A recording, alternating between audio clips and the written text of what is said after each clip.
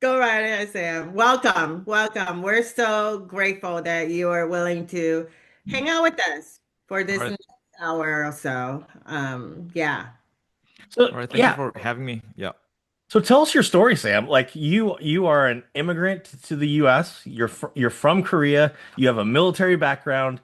How did you even get into ministry? Kind of tell us your story. I'd love to hear that. Oh, yeah. So I was born in a Christian family in South Korea.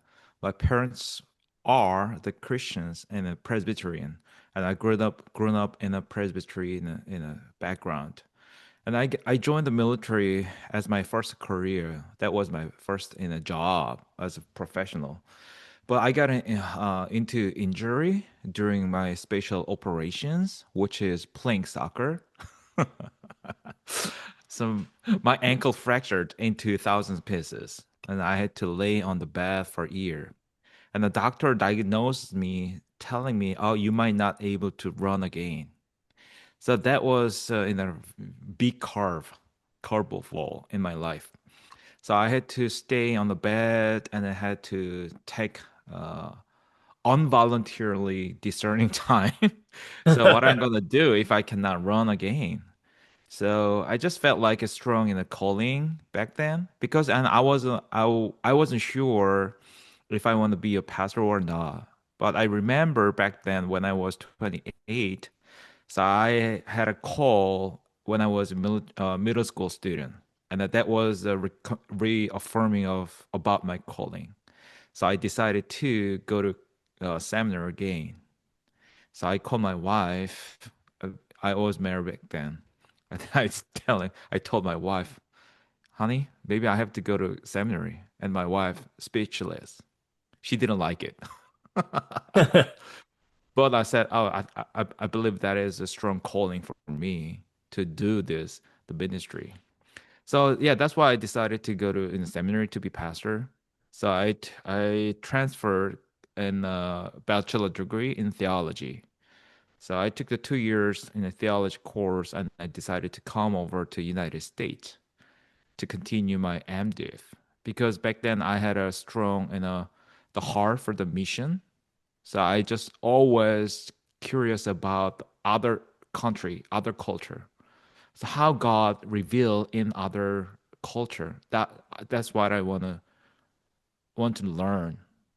So I that's why I just decided to come over to United States. So And then how'd you even pick where you went to end up to seminary? Did you just like did Columbia come after you, or how'd you even discern to come to oh Columbia? yeah. Yeah, here is a very interesting story. So at my last year at the seminary in Korea, Korean seminary, so we had the school had the missionary couple from PC USA who spent their whole life over 35 years in South Korea. They were about to be retired, but my school begged them to come and teach just one semester for students. So I took their class at last semester at their last life in Korea. The professor Adam and his wife, who was Taiwanese, and then I just shared my passions. I want to go to America to study, and then they're super strongly recommend me. Oh, go to Columbia. They have good scholarships. There's dormitory for families. So that's why I heard about the Columbia Theological Seminary. And then, God always working is amazingly, right? Unexpectedly. And then after the week, the Dr. Hayner, who was the president back then, the Columbia Theological Seminary, and he and other professors come over my school to build up the relationship. I then listened to his sermon. So, oh yeah, I felt like, oh, this is the guidance from God, Holy Spirit, leading me to the Columbia Theological Seminary. That's why I decided to go to Columbia. That's awesome. Yeah. So it's mission workers from the PCUSA brought you over. Yes. And interestingly, after my graduations from the Columbia, I was called as a co-pastor at the Atlanta Taiwanese Presbyterian Church. Oh, wow. So you're half Taiwanese. Yeah. Welcome to the family. Maybe half blood, right? Yeah, there you go. And one day, the couple, the missionary couple, they visited my church because, They're Taiwanese. yes, Taiwanese, and then the professor's brother-in-law was a member of that church. And Wow. after 10 years, we reunion. We had a reunion with them at the Taiwan churches. Wow. That's great. Yeah, that was great. That's very rare. Because I know for a lot of racial ethnic churches, they have some kind of requirement, right? Like for Taiwanese churches, they really want pastor that can speak not just Mandarin, but Taiwanese dialect, right? So Yeah. for you to be called as a Korean, I'm pretty sure you don't speak Taiwanese. No, back And then, not at all. so I think there's something to say about time changing and people changing, and there's that it makes the kingdom more Yeah. aligned with the way we see it, right? Where Yeah. there's diversity and all people are welcome. So that's phenomenal. Yes, I think that will be great in a starting point to transit our conversations into the multicultural churches and intercultural ministry in our presbytery. You know that back then I was the pastor for the campus ministry, so Oikos.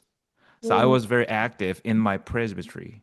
And the mhm, Taiwanese church is very small, and they were looking for English speaking pastor for their youth. So mhm. which is a lot of them, the immigrant churches they are struggling, they're facing, right? So they invite me to preach once, and I did it. Still, they need pastor for the the week after, right? So can you come back next week? Yes, of course, I can do it because that was one time in a ministry. So I'm just happy to share the ministry with the immigrant churches.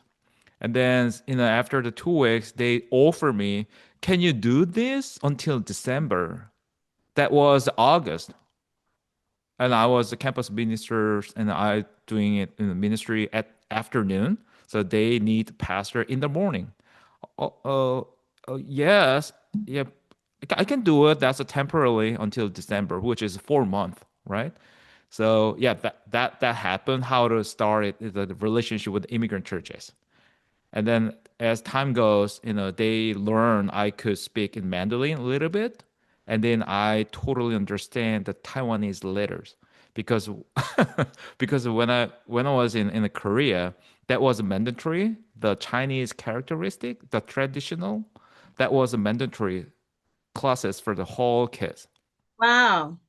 Yeah, and then there are a lot of the commonality between Taiwanese and the Right, Korean. right. Yes, and in terms even the words. The Right, right, Genesis, right. yeah, the Genesis in Korean as a Yeah. 창세기, but the Chunks. Taiwanese they called it 창세기. The same. Yeah. Yeah, yeah, yeah. Grape, yeah, grape in Korean as a 포도, and Oh. Taiwanese 포도, 포도 or 포도, right? Well, you're better in Taiwanese now than I am. I know in Mandarin it's pu tao, Yeah, so 포tao, yeah, right. yeah. So yeah, and then yeah, I think that's how God invite me, lead me to be part of the Taiwanese churches ministry. Right. Unlike me, I just pick up all the Korean. All my Koreans are from K dramas, K-pop, Blackpink, all that. Yeah, okay. Eating out. Yeah, right, right, right. So you were the campus minister at Oikos. How'd that start? Because you just have this hodgepodge of what you did, and like you graduated from Columbia, you do campus ministry at what school were you the campus ministry at? Yes, basically at the end, so the whole students from the Emory University. So while I was studying at the Columbia Theological Seminary as international students, so I just learned that all the international students in Atlanta metro areas, they're stuck in the campus because it's just imagining the city in the downtown, the whole big schools in the downtown. but the immigrant churches and outside of the perimeter of Atlanta. Because there is another, the racial kind of the gentrifications, most of the time immigrant churches who are in the downtown and struggling with the finance, or they're located in outside of the city because they couldn't find a good space for the ministry, right? So I just saw that. I just recognized that, and then I want to bring the church into the campus, onto the campus, while asking students come out of the city every Sunday to the church for the international students. I was international students, and then I saw the needs of the international students for the spiritual family. So, and then also back then, oh no, Lindsay Armstrong. So she is still the director of the New Church Development Commission in Atlanta Presbytery, Greater Atlanta Presbytery. And then she encouraged me, hey, Sam, why don't you start now? That was my second year or first year. Oh, yeah, second year of the seminary. Okay, okay, let's start. We'll see how God works with us. And then that's how I started the campus ministry 2015. The purpose is making space for the international students on the campus. So how'd you find all these international students? You know what I mean? Did you just show up on campus, or what was your connection point in it all? Oh yes, I met one student on the campus. He was an international student who came over to the United States when he was 12 years old. He was looking for the churches and the families and the communities, right? And then we had a chat, and then we just started having a meeting regularly. It was once a week during the weekday. But that's how we started. And then he invited other students because I lived in a Decatur, which is 10 minutes away from the campus. And then we invite the students to come over my house for dinner. There was no any purpose to start the church. Just I want to make us some spaces for the students. So offering them the lunch or dinner as like a family, right? So and then the students invite other students. Hey, there is a this pastor who just invite us for offering as a dinners once a week. Would you want to come? And the students craving for Korean food. So always food is a good bait for the ministry. Yeah, Yeah. yeah. And thanks to my wife, she cooked a lot back then. How is she handling all this? Because I know you signed up for it, because oftentimes we talk about our partners, our spouses, and it just like sometimes doing ministry, really it's not just us doing it. And Mm-hmm. I find it very difficult if there's not a support. But in your case, she has to actually do a lot more, Mm-hmm. Mm-hmm. right? And so how can you talk a little bit about that? Just in the compensations by offering, oh, I'm gonna, wash the dishes after the visitors left. That's always the deal, right? So we cook together, but cleaning up afterwards, that's my job. That was in the compensations I could have offer because I was a seminary students, Right, right? right. Yeah. Mhm. So kind of tell the story of of Oikos. Where did like how long did it last? What was your engagement? Like, yeah, I'm really intrigued like in the development of this international because we talk about campus ministry, we don't often think of the international end of things. So, are there very many international campus ministries that are going on out there? And yeah. Yeah, so there are a lot. So each church, each campus, each big schools, they have a bunch of the campus ministries going on the campus. So we have the UKirk in our PC USA network that which is great, and there's Atlanta, UKirk, they're doing great job, and I believe there are other in the UKirk in different cities on a big campus. They are doing great work for the ministry, campus ministry. But what I saw as the international students, they couldn't stay long within that context. So and after later, I just learned that the international students, they want to be more comfortable, and then they want to be more, how to say, to be more, vulnerable in the context. Maybe they are craving for more kind of the homey, intimate setting where I think that that's, most international students, they came over by Hmm. themselves, right? So Yeah. definitely the family Oh, element yeah. very Yeah. lacking.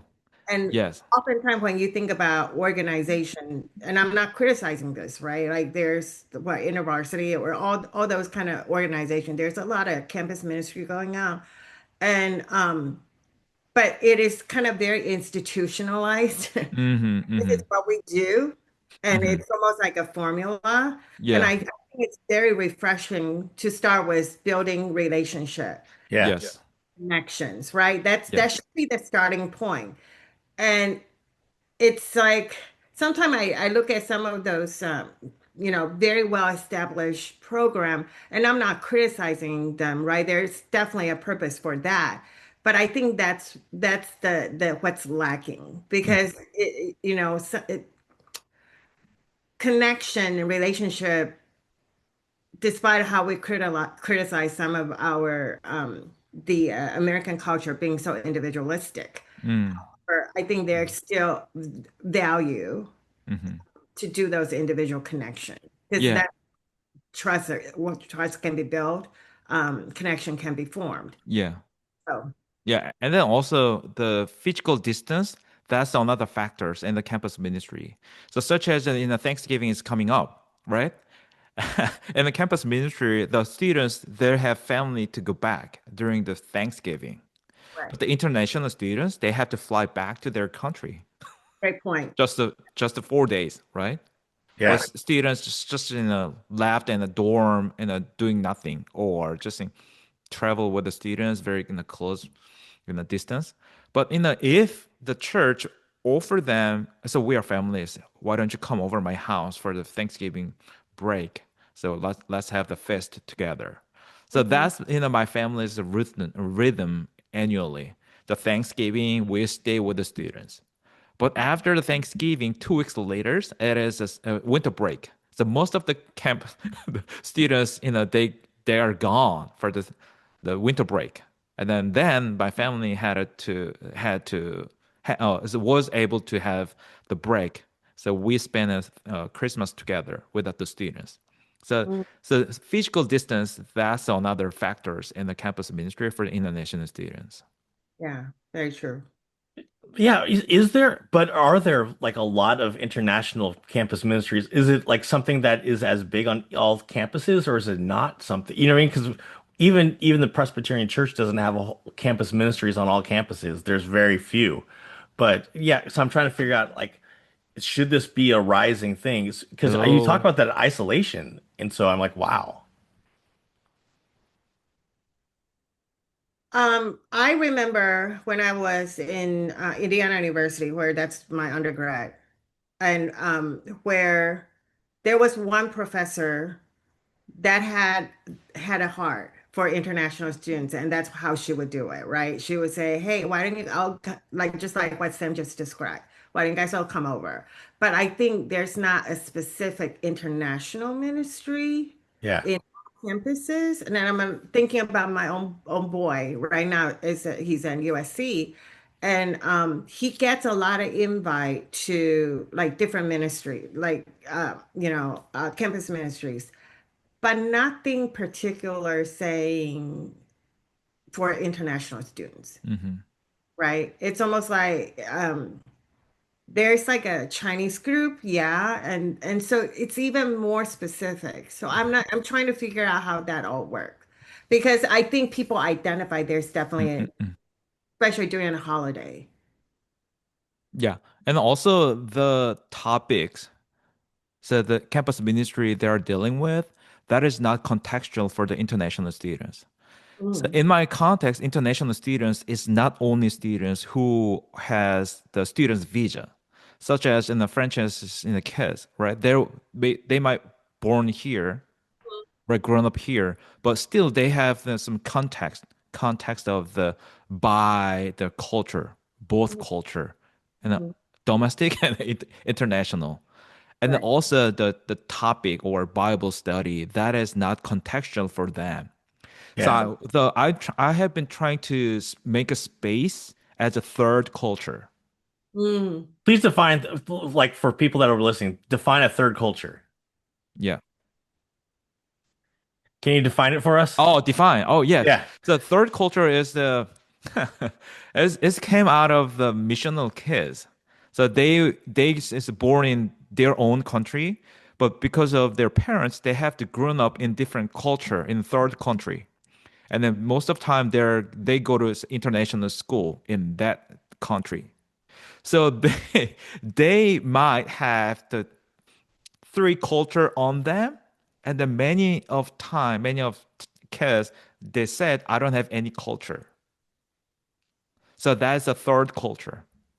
Okay. So yeah, international students, or even my kids, right? They were born here, they grown up in a Korean family, but they have the Korean culture and the American culture both sides. But at the same time, it is hard for them to belong in neither one. And the Korean culture, it is hard for them to fit in there. And the white culture, it is hard for them to fit in there. So okay, then where to go, right? So Yeah. by myself, I came over here as a first generations as international student, but I have been too much Americanized, maybe. So I couldn't fit in Korean church, right? So I'm not comfortable to, mingle in only white culture. Mm. So as I'm trying to make a space for the international students, at the same time, I'm trying to make a third culture for students who are struggling those in identity and then the questions about the Bible. Mm. So my purpose of the campus ministry was so being third culture and progressive Asian American ministry. You wanted all the things. So yeah, campus ministry, that is a context to be evangelical, Mm. right? Yeah, it's So heavily I think dominated in the evangelical world. yes, because to be sustainable, you need students, or maybe we call it that's our strong calling Mm. to invite students to the this in campus ministry. But my evangelism is making space and telling the students, oh yes, you can be progressive and then you can be the Christian. And you can be part of the campus ministry. Yeah. That's great. That's great. So kind of not moving on, but so how does this define? Because I know you from there, you with Raphael and Gad, created the act and Lindsay created the Mhm. accent. So did this naturally born out of this third culture conversations that you were having and the conversations with those other three? Oh yes, maybe we never talk about the third culture, but as ironically, the Gad and the Raphael and me, we came over here as a immigrant, as an international students, and then living as an immigrant now, and also the pastor in predominant white culture denominations. Yeah. Mm. And then we are very active as a church planter in a PC USA. And then we got a lot of the resources from our denomination. But going back to the contextualizations, we had to do ourselves to contextualize all those resources into our ministry. And then it's one point, and then we, agree, why don't we make our own resources for the immigrant pastors? Because immigrant pastors, they don't have enough time to create the resources for themselves.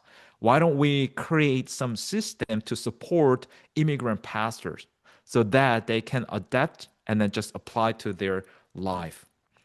And then Lindsay was the mid council's leaders in our presbytery. And then she has a strong relationship and expertise in those supporting system in our presbytery and the mid councils. And then she has been started. She's just this. She was what was it? The person who encouraged each of us, the Gad and Raphael and me as a mid-council leader in our presbytery. And then we thought, and there would be great opportunity is working with Lindsay for the immigrant pastors because she understands the language of the mid-councils and the PCOS denominations, and that we have the experiences and then those kind of come along as a team. So we have been working and ministering together, named Accent. So the accent very interesting, right? Yeah. Yeah, you know the each languages has accent, and then in United States having accent that is how is it a shame or is it challenges for the immigrant pastors, Yeah. right?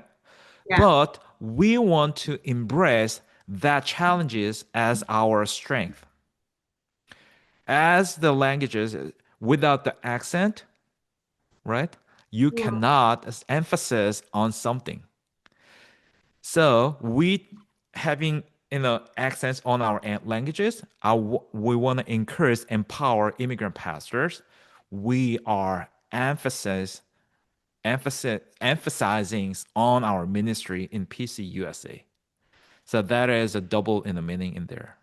Well, that's beautiful. I love it. I mean, I know about Exxon and I Mhm. even participated, but Yes. I didn't know the whole scope of that. So that's beautiful. Thank you for sharing that. Hmm. So the three of you, four of you, Hmm. wrote a book, wrote a resource that the Peace USA put out a few years back, Yeah. and it's really helping. So, what is the idea of the resource, and what you are all trying to get at? Oh yeah, so we just wrote the resources for the immigrant pastors and then bring our own, the culture. So I wrote about the Dure, which is a mutual support system, Mhm. and then Get wrote about the Ubuntu, Ubuntu. yes, as a communal life, Hmm. and then Raphael wrote about the Mikasa Sukasa, as everybody's so familiar with that. Yeah, Yeah. And then Lindsay brought the Sarabona. She grew up in a Christian family as well. She had a lot of the missionaries in her houses, and she learned about the Sarabona when she was a kid. So those kind of the four elements of our cultures bring in those conversations as like to contextualize our resources and ministry for the immigrant communities, and then not only supporting immigrant pastors, immigrant churches, but also supporting mid councils and our system to see the immigrant churches as a partners, not yeah. the object or subject of the mission work in our denominations. Hmm. Hmm. Just for me, having seen some of I haven't attended the program, I feel like it's not just for the immigrant communities, right? Like I think that all the material, Mikasa, Sukasa, that just, seeing our neighbors and Mm-hmm. who are our neighbors and right and Gad's thing about the Ubuntu, it's kind of like we are all doing this together, Mm-hmm. that togetherness, right? And so like I really think maybe not just our immigrant churches can benefit from this. I mean, because missional way of thinking and contextualizing to the world that we live in, I would say almost all our churches are probably immigrant churches because Mm-hmm. are stranger in the place that we are called to be church. And oftentimes I think we don't quite ask the question about, wait, who's our neighbors, right? Because a lot of our church looking very, very inwardly. How do we bring people in instead of this ethos of, well, how do we step out Mm-hmm. and be part of the community? And Mm-hmm. so I think that's yeah. So I just really, really encouraged by the program that you guys put out. Mm-hmm. Yeah, there is a theological framework on our work. So this is not the from accent. This is my personal theology in this work. There is the book named Marginality the written by Sangyang Lee. Mhm. So Sangyang Lee, in his book, the people on the margin is not the strangers. They are bridge makers and the interpreter who interpret both sides and then connect together, Mhm. right? And Yeah. then the contributors to the centers. So the people from the marginalities, they have different perspective, Mhm. right? Mhm. Sharing that perspective with the system, so we can expect to be changed together. Mhm. Yeah. So recently, I just had a chance to preach about those things in the Korean churches. So I just encourage them. So look at the act. The Cornelius was called first, and the Peter came after. After that, the Antioch make a decisions. Let's go to preach and share the gospel with the Gentile, Mhm. right? So without the Cornelius, that movement could have started. Yeah. The Cornelius could be the people from on the margins, but God called the Cornelius, right? And then share your perspective with the diaspora Jewish Christians. Right. Those thing is my perspective in this work. The PC USA, could have been better and then move forward by sharing and then allowing the people the perspective of the margins. That is awesome, and it's that we're richer together Right. as we're all inclusive of our variety of our contexts and our backgrounds, that we are richer together, and that we need to listen to the margins, because oftentimes we kind of throw away what people are saying at the margins. Hmm. But I think the way we're getting a little bit more theological now, but I love what Sam is talking about. How do and I'm throwing this out. I don't have an answer for it, and I'm still processing what Sam just said. There's a lot of power being those like on the margin, right? Like Hmm. they're not really powerless. But oftentimes when we talk about people, within that area, you kind of say, oh, they're really like lack of resources. But Hmm.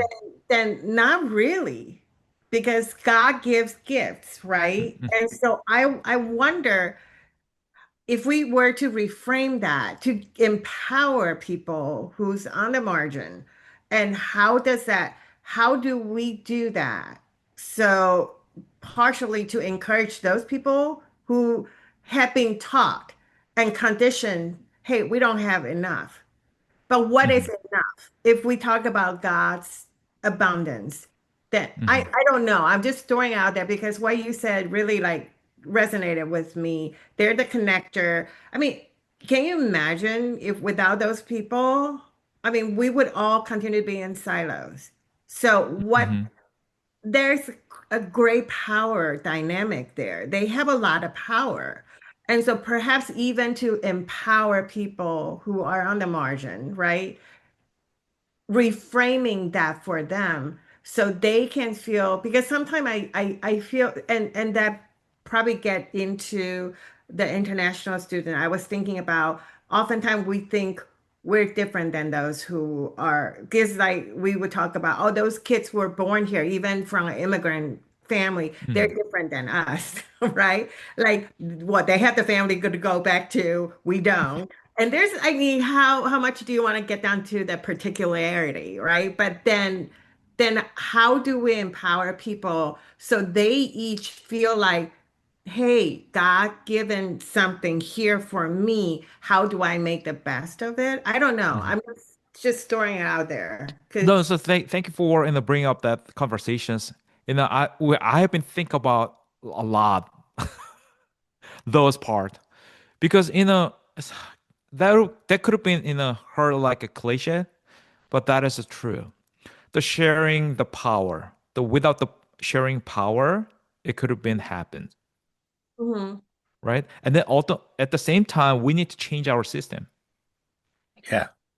Yeah, So as a default, it's not an optional. right. Or like a presbytery meeting or just some mid councils meeting. If you need some translators, check on the box. That's optional. But Right. having interpreters as a default, Don't Right, ask people to ask for their help. right. So those kind of things we need to think about it. Yeah, Yeah, theological framework and the sharing power and the changing system. right. And I think both sides have been conditioned to think one way, right? Hmm. Hmm. And people who have less resources have been conditioned to think, well, we just have less resources. And then theologically that doesn't hold, right? Like if we talk about God gives gifts and we all have it, um, so how I don't know. I think it's a system wide change of culture, change of thoughts, and even change of the worldview. Like, how do we Hmm. see us? We talk about, the society becoming more and more secularized. Okay, I get it. But then within that, we still have a lot of power to influence. So it's the starting point of thinking like, I have enough, I can do something about it, or the constant griping about, oh, we just don't have resources. And I think Hmm. that's very, very different starting point. And I'm thinking perhaps that could help us um, drive us to the next chapter because we do have power. We do have, Yeah. God's given us enough. How do we use it? Hmm. Right. And so that's kind of what I see. So, anyway, Sunday thank sermon. There you go, Francis. If you're preaching on Sunday, there you go. you. Yeah. We are richer in our diversity, and those marginalized voices or those bridge builders are important, as Hmm. opposed to simply saying that's too difficult. We'll figure it out. The dominant voices will still dominate. Right. So, Sean, you're talking about one side, right? Like, Yeah. I feel like we also need to reconstruct with Yeah. our people who are on the margin, right? Because, like, they have been so conditioned to kind of for Hmm. years. Yes, you know what? Let's just not stir the pot. I hate Yeah. this, like, model citizen for Asian people, right? And we're all Asian here, so I can say that. And Hmm. I hate that because you're like, just keep your heads down, do the things that you're called to do, don't stir the pot, right? So we have all been so conditioned to be like, let's just not, this is so wrong, there's injustice here, but let's not talk about it because that's too hard. Let's not stir the pot, Hmm. Yeah. right? But so we have to like really educate our next generation. Like I'm doing that with my son right now because it's kind of like, honey, if you don't like something, speak up. You have a voice. But they have been conditioned to be like, no, that's not what you do. You just like, you don't want to create trouble. So I think that need to be both side. Because I think a Hmm. lot of our racial ethnic churches, they don't get involved because they just feel like, well, we don't want to stir the pot. It's okay, just leave us alone. We'll do our things. Yeah. In addition to not wanting to do anything with the presbytery. And Yeah. right? And so Mhm. so how do we encourage that? Because we also need to foster the leadership from those communities. And if you Mhm. don't give them an opportunity to do it, how are they going to learn? Mhm. I think that's the intentional work, and that's what get me very excited that we can do as mid-council leaders here, right? Mhm. Mhm. To provide that opportunity. Yeah. It takes a lot of encouragement because they've been so conditioned, like we're just not as good. I mean, Mm-mm. even though that's not being said, but that oftentimes is the ethos, right? Yeah. Yeah. And then as a leader of the mid councils, I'm trying to make safe culture in our mid councils.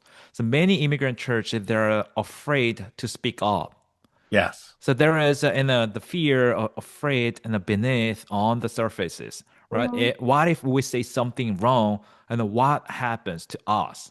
Hmm. Right? So I'm just curious about how do we make a safe in a culture in our mid councils and the system. So whatever they say, that'll be okay. So we'll Hmm. think about it together. We right? Hmm. So yeah, that's my passions for the immigrant churches in our system. And it's not, it doesn't stop just at our churches. We take it as as the culture and society as a whole.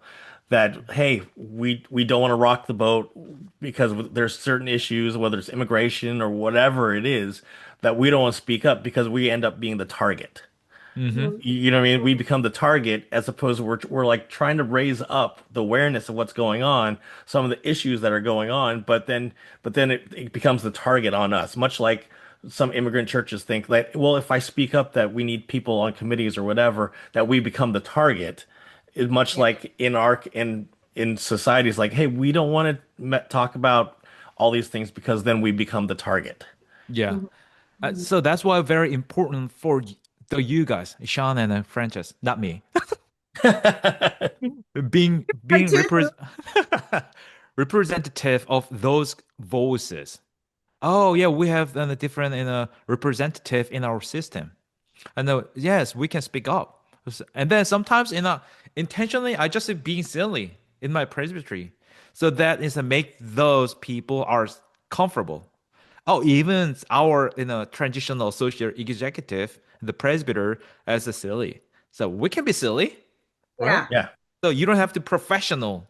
So we make some mistakes. That's Yes. okay. Yes. As I have accent, that's okay, Hmm. right? Right. The presbytery is not the English teaching English institutional. So we gather together to practice loving one another and Correct. the loving God, right? We are not the school. So I just want to bring those kind of safe culture and in those system. Yeah. So I'm just encouraging you, Sean and the Frances, please stand up and speak for those people. And then Well, you're in this too, Yeah, Sam. You're you're a mid-council leader too. yeah, I just got talking stepped about. into the mid council.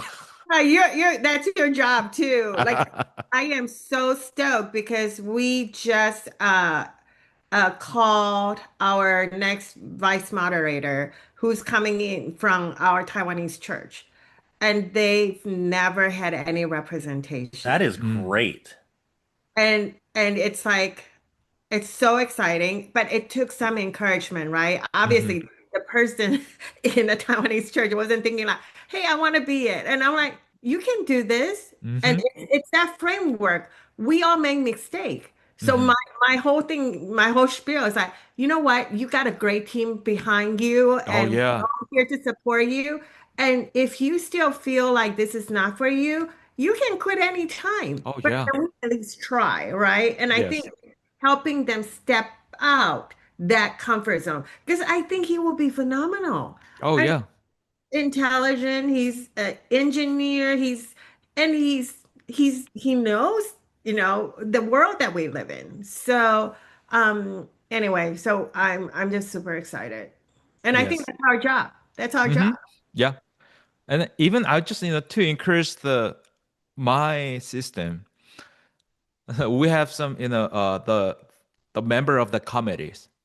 And then when I got here, it seems like the persons didn't understand the system or the contents wide. So I offered the persons the previous meeting before the committee so that we can go run through all the agenda. What's the point? What's going on? What happens?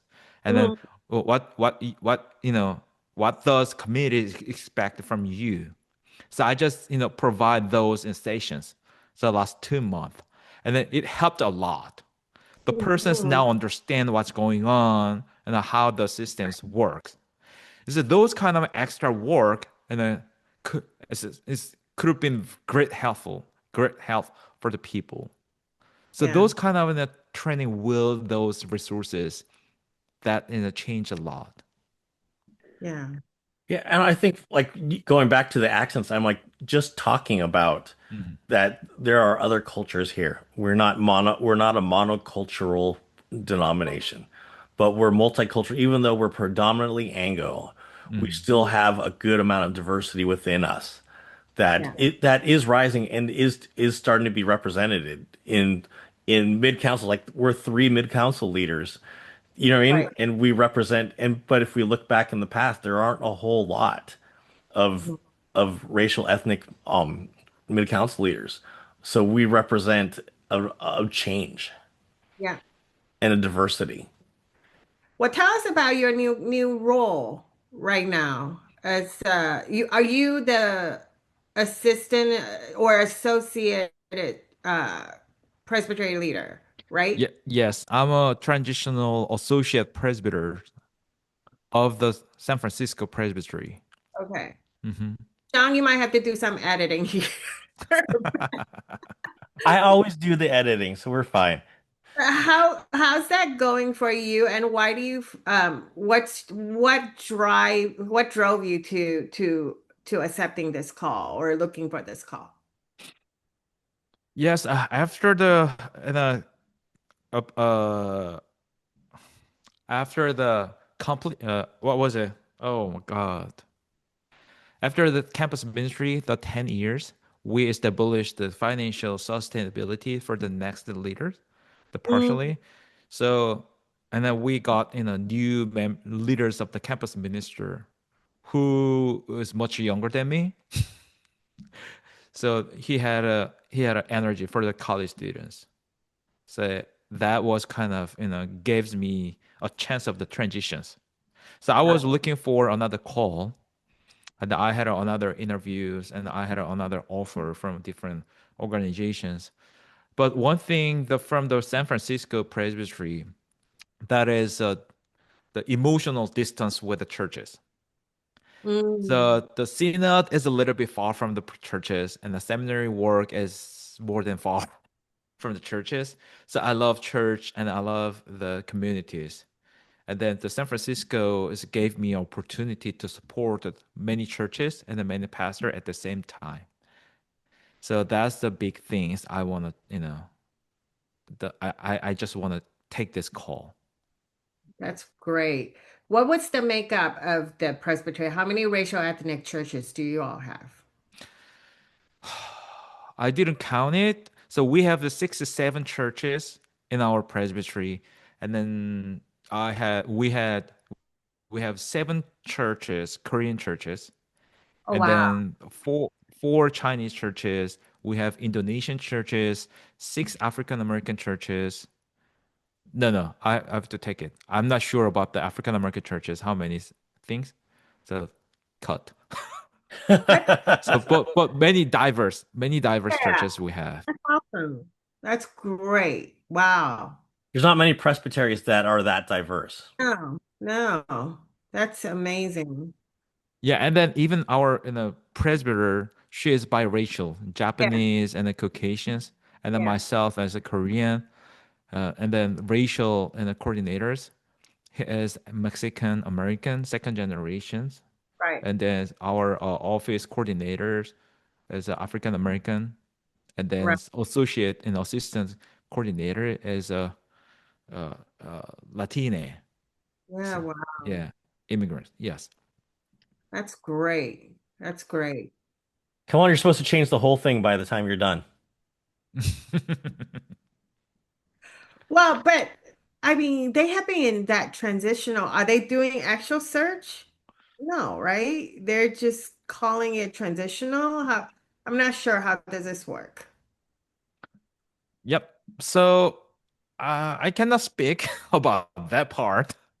Right. Yeah, because that's the personal the work. Yeah, I'm just in the yeah, I just signed my contract in 3 years, and Yeah. there's one more annually renewable up to 5 years in total. Oh, okay. Okay. They need to come to Southern California. You need to join us down here. No, Hmm. okay, but I love working here for now, officially. You have 5 years. After 5 years, I'm After eligible We'll five to we'll, we'll years. cut apply. all this out. Don't worry about it. No, no, no, I'm eligible to apply for the permanent positions. That's great. Yeah, That's and great. then but the Laura doesn't. So, but I do What hope do you, Laura the doesn't get to, she's not. eligible. Hmm. No, that's a contract. So after 5 years, she has to leave. I think that's a transitional work. So Yeah. they want to change the Fine. system, right? So Yeah, that yeah, the yeah. Laura has full power to Yeah, she's change the gonna do the system. hard work. Yes, I but don't know. I do hope it's after 5 years, Right. she she will want to stay here longer. I don't know. And then yeah, Yeah. yeah, that will be another factors in my discernment as well. Listen, wow. Yeah, because I almost think like nowadays, right? Churches are everybody's in transition. I think all of us are in Yeah. transition. You Hmm. know, I'm kind of always I have a bag packed all the time, just like ready. Gee. Yeah, no, I was like, Yeah. no, right? God calls you somewhere. You just gotta go, right? So like I that's always be my thought anyway. So well, I we're so grateful that you're willing to spend this time with us and not find it scary. Well, you're Mhm. probably not scared of Sean, but you might find me a bit scary. No. You and I had conversations throughout the years. I'm so grateful to see that you're part of our circle now, and Mm. we look forward to seeing you in different settings, Oh and yeah, of I course. will definitely have our paths crossed.